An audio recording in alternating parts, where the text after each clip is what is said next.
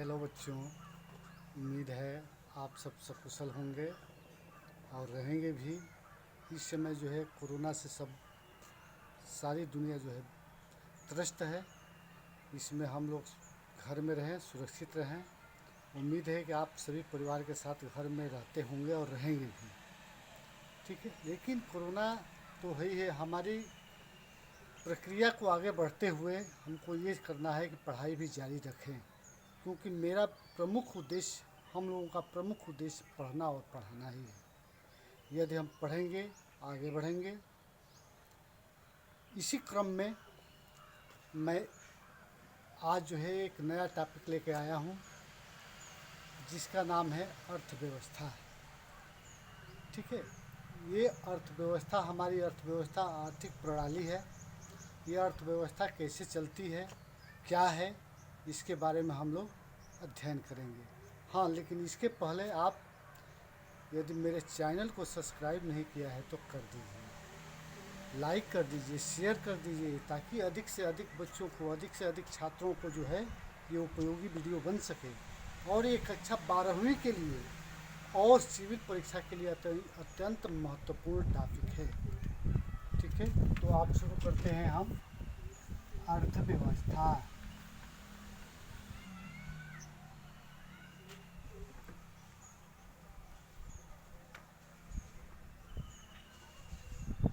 अब है कि अर्थव्यवस्था है क्या, इसको आप जानें।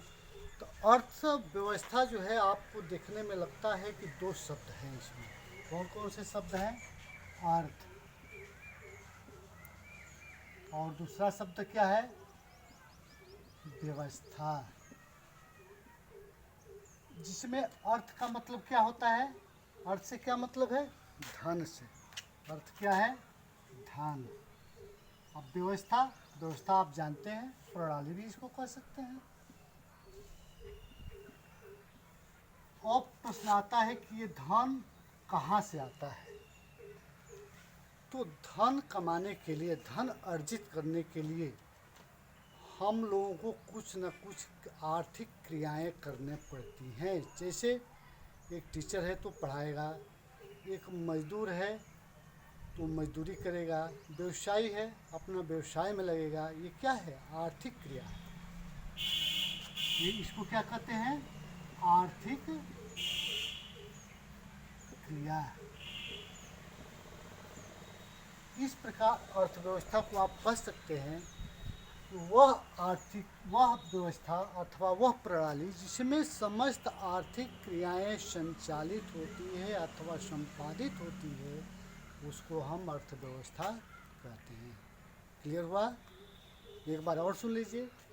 वह व्यवस्था अथवा वह प्रणाली जिसके अंतर्गत समस्त आर्थिक क्रियाएं संचालित होती है, उसको हम अर्थव्यवस्था कहते हैं। आर्थिक क्रियाएं वह मानवीय क्रियाएं होती हैं जो धन को अर्जित करने के उद्देश्य से उत्पादन किया जाता है अथवा निजी सेवाएं भी प्रदान की जाती है। अर्थव्यवस्था आर्थिक क्रियाओं को संचालित करने का मार्ग निर्धारित करता है। एक एक आप शब्दावली पर ध्यान दीजिए। अर्थव्यवस्था आर्थिक क्रियाओं को संचालित करने का मार्ग प्रशस्त करता है, निर्धारित करता है, अर्थात यह बताता है कि अर्थव्यवस्था के अंतर्गत हम किन वस्तुओं का उत्पादन करें, जो उत्पादन हुई वस्तु है उसका वितरण किस प्रकार से करें, उसका उपभोग हम कैसे करें। इस प्रकार जो है ये अर्थव्यवस्था का आपका जो है डिफिनीशन या अर्थ आपको जो है क्लियर हो गया होगा। उम्मीद करते हैं कि हो गया होगा। अब बात आता है कि आर्थिक क्रिया के कितने क्षेत्र हैं। आर्थिक क्रिया के कितने क्षेत्र हैं, ठीक है। तो इस क्षेत्र को हम निम्न 5 प्रकार का होता है। पहला होता है प्राथमिक क्षेत्र,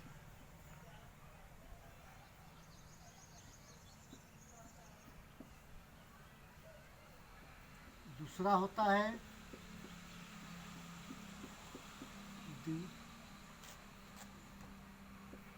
द्वितीयक क्षेत्र, तीसरा होता है तृतीयक क्षेत्र,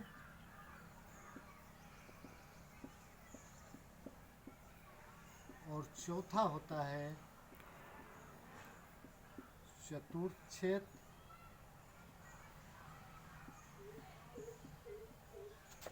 पांचवा होता है पंचम क्षेत्र।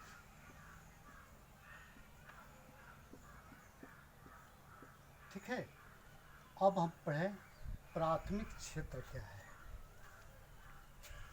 प्राथमिक क्षेत्रों में जो भी प्राकृतिक संसाधन है उसके माध्यम से किसी वस्तु अथवा सेवा का उत्पादन किया जाता है। ठीक है,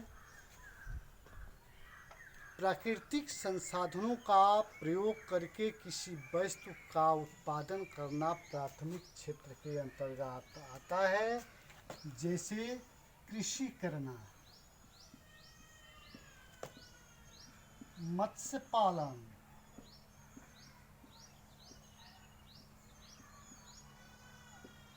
खनन आदि। ठीक है, प्राथमिक क्षेत्र क्या है? जब प्राकृतिक संसाधनों के माध्यम से जब किसी वस्तु का हम उत्पादन करते हैं तो उसको हम प्राथमिक क्षेत्र कहते हैं। इस क्षेत्र के अंतर्गत कृषि, मत्स्य पालन, खनन आदि जो है सम्मिलित किया जाता है। अब आता है द्वितीयक क्षेत्र। द्वितीयक क्षेत्र क्या है? जब प्राथमिक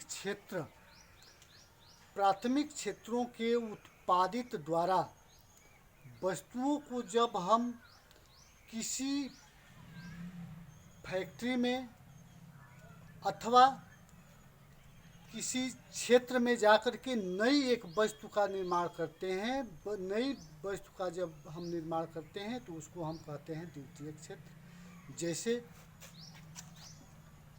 गेहूं, हमने कृषि कार्य द्वारा गेहूं उत्पादन किया, लेकिन गेहूं को हम मिल में ले जा करके उसका आटा बनाते हैं तो उसको जो है क्या कहेंगे? द्वितीयक क्षेत्र। गेहूं का आटा बनना।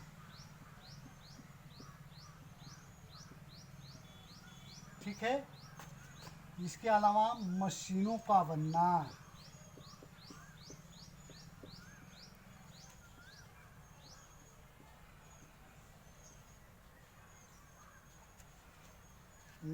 बनना, जैसे प्राथमिक क्षेत्र में हम खनन करते हैं, लौह अयस्क निकालते हैं, कोयला निकालते हैं, इन सब से क्या होता है? मशीनों की तैयारी होती है, मशीन बनाए जाते हैं। इसको हम जो है द्वितीयक क्षेत्र के अंतर्गत लाते हैं। तृतीयक क्षेत्र क्या है? तृतीयक क्षेत्र किसी वस्तु अथवा सेवा का प्रोडक्शन नहीं करता है, किसी वस्तु अथवा सेवा का उत्पादन नहीं करता है, बल्कि वह प्राथमिक क्षेत्र और द्वितीयक क्षेत्र के लिए सेवा का कार्य करता है। इसको हम कहते हैं तृतीयक क्षेत्र। ठीक है, जैसे डॉक्टर, अध्यापक,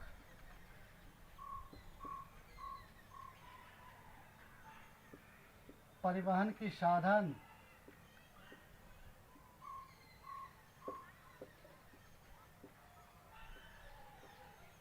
आदि।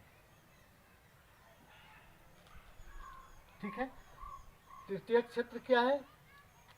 प्रथम क्षेत्र और द्वितीय क्षेत्र का सेवा का कार्य करता है, उसको हम तृतीय क्षेत्र के अंतर्गत रखते हैं। जैसे डॉक्टर जो है ये कोई इसमें ना इनपुट लगता है और ना देखने में आउटपुट देता है, ये केवल सेवा देता है। अध्यापक क्या करता है? आपको पढ़ाता है, पढ़ाया तो आपको ये नहीं देखने में नहीं मिला कि आपने क्या प्राप्त किया, अध्यापक ने क्या प्राप्त किया, कुछ सेवा दे दी। इसको हम तृतीय क्षेत्र के अंतर्गत रखते हैं। अब आता है चतुर्थक क्षेत्र। यह क्षेत्र ज्ञान से संबंधित होता है। यह क्षेत्र जो है केवल ज्ञान से संबंधित सेवाओं को प्रदान करता है। जैसे कि कोई व्यक्ति सॉफ्टवेयर का निर्माण कर रहा है तो वो जो है न तो प्रथम क्षेत्र का है, न तो द्वितीय क्षेत्र का है, न तृतीय क्षेत्र का है, बल्कि अपने ज्ञान को प्रोत्साहित कर रहा है कोई व्यक्ति अनुसंधान कर रहा है तो उसको भी हम चतुर्थ के अंतर्गत रखते हैं। जैसे अनुसंधानकर्ता,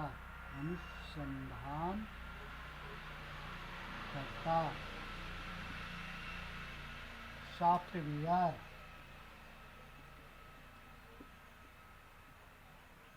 ठीक है।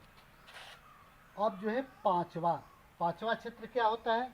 वह क्षेत्र जिसमें कोई व्यक्ति विशेष टॉपिक पर विशेष क्षेत्र में स्पेशलाइजेशन, विशिष्टीकरण प्राप्त कर लिया हो। जैसे कि शोध करने वाला व्यक्ति किसी वो एक टॉपिक पर शोध करता है, लेकिन वो उसका क्षेत्र तो बहुत सीमित है, लेकिन उसकी विशेष सामग्री इतनी ब्रॉड है, इतनी लंबी है कि वो उस क्षेत्र में विशिष्टीकरण प्राप्त कर लेता है। अर्थात वो जो है किसी भी चीज़ को वो छोड़ता नहीं, बल्कि हर तरह के ज्ञान उस क्षेत्र का वो प्राप्त कर लेता है। उसको हम जो है क्या करते हैं? पंचम क्षेत्र में रखते हैं। जैसे वैज्ञानिक भी हैं, वैज्ञानिक हैं हमारे कलाम महोदय, वो जो है एक विशेष क्षेत्र में स्पेशलाइजेशन प्राप्त किया था, ठीक है। इसके बाद से है शोधकर्ता, इसको हम पंचम श्रेणी के अंतर्गत रखते हैं। इस प्रकार बच्चों आप समझ गए होंगे कि अर्थशास्त्र के अंतर्गत आर्थिक क्रिया के कितने क्षेत्र हैं और कैसे हैं, क्या हैं, ठीक है। अब हम चलते हैं अगले टॉपिक में, अर्थव्यवस्था के स्वरूप।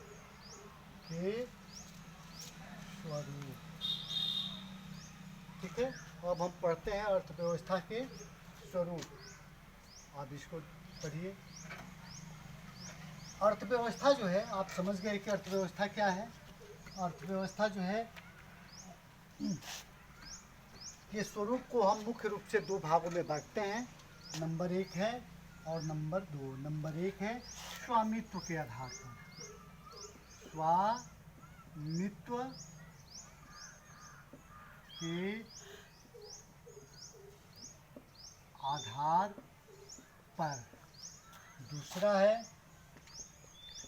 विकास के आधार पर, विकास के आधार पर, ठीक है।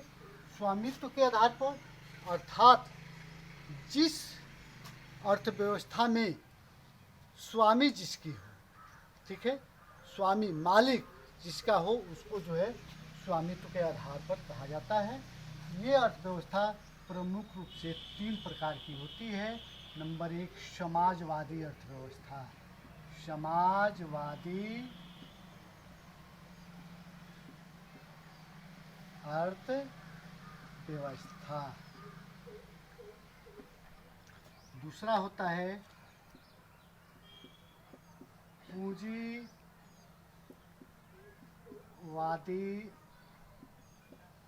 अर्थव्यवस्था। और तीसरा होता है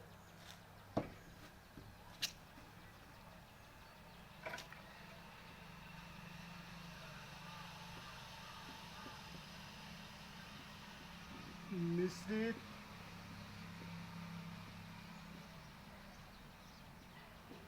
अर्थव्यवस्था, ठीक है।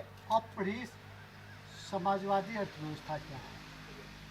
वह अर्थव्यवस्था जिसमें उत्पादन के साधनों पर समाज का अर्थात सरकार का स्वामित्व होता है, उस क्षेत्र को हम समाजवादी अर्थव्यवस्था कहते हैं।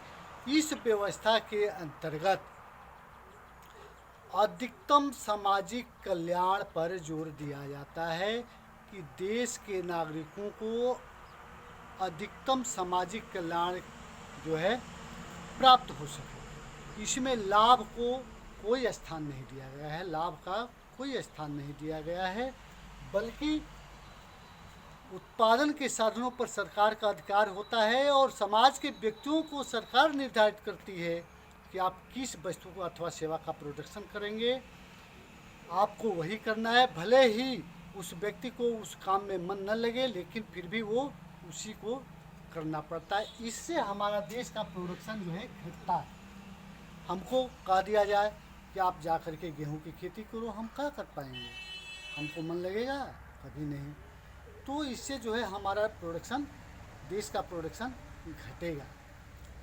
यहाँ तक इसमें पाया जाता है कि कोई व्यक्ति खूब मेहनत करके कमाता है, अपने आय को बढ़ाता है, लेकिन जब वह व्यक्ति मर जाता है तो उसकी सारी संपत्ति पर अधिकार किसका हो जाता है? समाज का हो जाता है, सरकार का हो जाता है, बल्कि उसके परिवार का नहीं होता है। ऐसी स्थिति में कोई काम करना पसंद नहीं करता है और अर्थव्यवस्था जो है धीरे धीरे धीरे धीरे पिछड़ी होती जाती है। इस संबंध में जॉर्ज महोदय ने कहा था कि समाजवाद एक ऐसी टोपी है जिसका स्वरूप प्रत्येक व्यक्ति के पहनने से क्या हो गया है? बिगड़ गया है। ठीक है। जॉर्ज ने क्या लिखा? जॉर्ज ने ये लिखा कि समाजवाद एक ऐसी टोपी है जिसको प्रत्येक व्यक्ति के पहनने से उसका स्वरूप बिगड़ गया है। इस प्रकार समाजवाद में अनेक प्रकार की कठिनाइयाँ आने लगी तो पूंजीवादी अर्थव्यवस्था की उत्पत्ति हुई है। पूंजीवाद में क्या होता है कि पूंजीवाद के अंतर्गत उत्पादन के साधनों पर पूंजीपति का अधिकार होता है। इस पर सरकार का कोई नियंत्रण नहीं रहता है, सरकार का कोई निर्देशन नहीं होता है। इसमें जो है कीमत का निर्धारण कौन करता है? उद्योगपति करता है। सरकार का कोई हस्तक्षेप नहीं रहता और इसको जो है, इसीलिए इसको जो है स्वतंत्र व्यवस्था के नाम से भी जाना जाता है, स्वतंत्र अर्थव्यवस्था भी कहा जाता है। इसके अलावा इस व्यवस्था में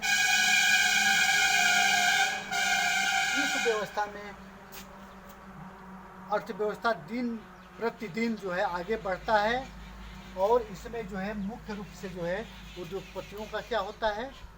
मुख्य उद्देश्य होता है कि अधिकतम लाभ को अर्जित करें और इस प्रकार से जो है उद्योगपति और मजदूर दो वर्ग में बट जाते हैं।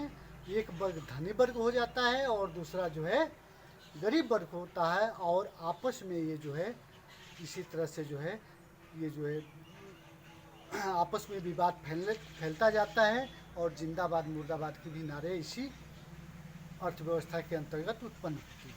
ठीक है। तीसरी है अर्थव्यवस्था हमारी मिश्रित अर्थव्यवस्था।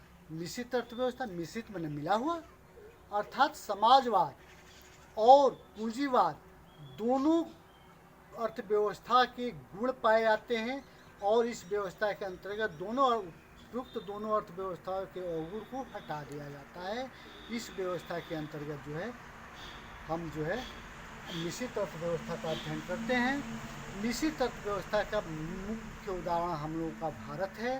भारत में एक अच्छी तरह से आपको उदाहरण मैं दे रहा हूँ, उसके माध्यम से आप जान जाएंगे कि पूंजीवाद और समाजवाद क्या है।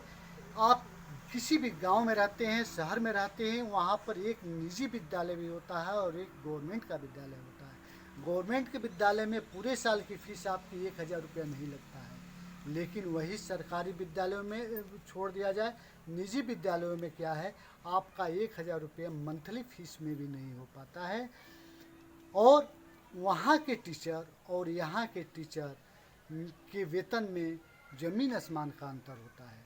अर्थात सरकारी टीचर वो समाज कल्याण, अधिकतम समाज कल्याण के उद्देश्य से रखे जाते हैं और प्राइवेट टीचर जो है मुख्य रूप से उनका वो जो है पूंजीवादी अर्थव्यवस्था के अंतर्गत रखते हैं। अर्थात पूंजीपति यानी प्रबंधक का मुख्य उद्देश्य होता है अधिक से अधिक लाभ कमाना, इसलिए वो अध्यापकों का शोषण करता है। अब आप क्लियर हो गए होंगे। अब दूसरा है विकास के आधार पर। विकास के आधार पर अर्थव्यवस्था मुख्य रूप से दो होती है। पहला होता है विकसित अर्थव्यवस्था।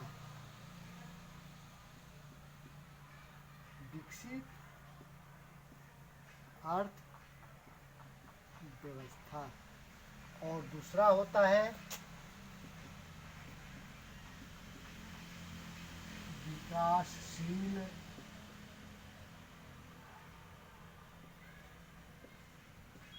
अर्थव्यवस्था। अब देखिए कि विकसित अर्थव्यवस्था क्या है। वह अर्थव्यवस्था जिसमें आर्थिक व सामाजिक दृष्टि से वह देश बहुत ही उन्नति कर चुका होता है। आर्थिक व सामाजिक दृष्टिकोण से वह देश बहुत ही उन्नत कर चुका होता है। इसमें प्रति व्यक्ति आय, उत्पादन, विनियोग, बचत की दरें बहुत ही उच्च होती है। इसमें क्या होता है? बचत, विनियोग,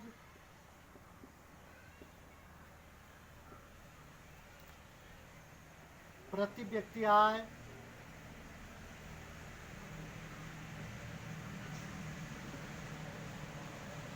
उत्पादन, क्या होता है? इसकी दर जो है ऊंची होती है। ध्यान दीजिएगा, ठीक है।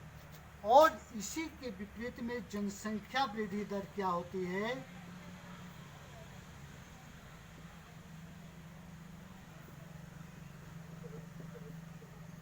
निम्न होती है। ठीक है। विकसित अर्थव्यवस्था में क्या होता है? इसमें जो है सामाजिक और आर्थिक दृष्टि से अर्थव्यवस्था बहुत ही ऊंची होती है। इसमें बचत, विनियोग, प्रति व्यक्ति आय, उत्पादन की दर बहुत ही ऊंची गति होती है, ऊंची दर होती है, किंतु जनसंख्या वृद्धि दर निम्न होती है। इसके ठीक विपरीत जो है विकासशील देश में क्या होता है कि इसमें आर्थिक व सामाजिक दृष्टि से यह देश जो है पूर्ण रूप से विकसित नहीं हो पाता है, अर्थात विकास की पूर्ण संभावनाएं इसमें व्याप्त होती है। इस व्यवस्था को हम विकासशील अर्थव्यवस्था कहते हैं अथवा अर्ध विकसित देश भी कहा जाता है। इसमें बचत, विनियोग, प्रति व्यक्ति आय और उत्पादन की दर निम्न होती है और जनसंख्या वृद्धि दर क्या होती है? उच्च होती है। ठीक इसी का जो है अपोजिट जो है क्या होता है? विकासशील देश होता है। इसमें जो है अंतर यही समझ लीजिए, इसमें सामाजिक और आर्थिक दृष्टि से यह अर्थव्यवस्था बहुत ही सुदृढ़ होता है, संपन्न होता है। विकासशील अर्थव्यवस्था में यह आर्थिक और सामाजिक दृष्टि से बहुत ही निम्न होता है। विकसित अर्थव्यवस्था के अंतर्गत बचत, विनियोग, प्रति व्यक्ति आय, उत्पादन की दर ऊंची होती है, जबकि विकासशील अर्थव्यवस्था में बचत, विनियोग, प्रति व्यक्ति आय और उत्पादन की दर निम्न होती है। विकसित अर्थव्यवस्था में जनसंख्या वृद्धि दर निम्न होती है, जबकि विकासशील अर्थव्यवस्था में जनसंख्या वृद्धि दर की दर ऊंची है। इस प्रकार से आपको विकसित और विकासशील अर्थव्यवस्था भी समझ में आ गया होगा। उम्मीद है बच्चों ये वीडियो आपको लिए काफ़ी हितकर साबित होगा। फिर जो है आप चैनल को सब्सक्राइब नहीं किए हैं कर लीजिए, और आगे भी अत्यंत महत्वपूर्ण टॉपिक लेकर के हम आते रहेंगे। आप मेरी वीडियो को शुरू से लास्ट तक देखते रहिए और इसका लाभ उठाते रहिए।